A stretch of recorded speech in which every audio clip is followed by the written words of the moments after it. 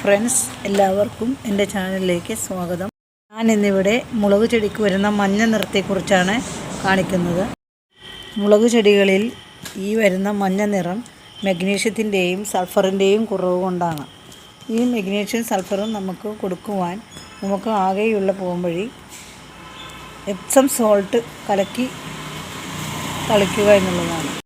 ഇത് കണ്ടോ, മഞ്ഞ നിറം മുളകിൽ വരെയും വന്നിരിക്കുകയാണ്.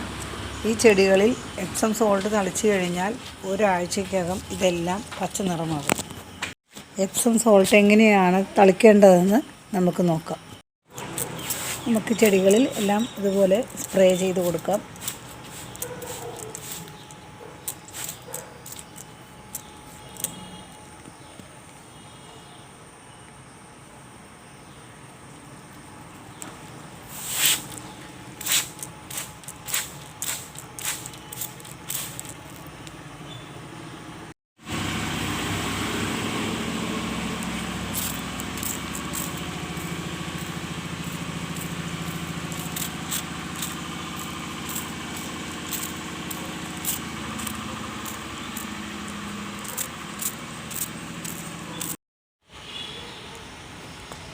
ആണ് എപ്സം സോൾട്ട്. അവർ 100 രൂപയാണ് കാണിച്ചിരിക്കുന്നത് ഇതിൽ.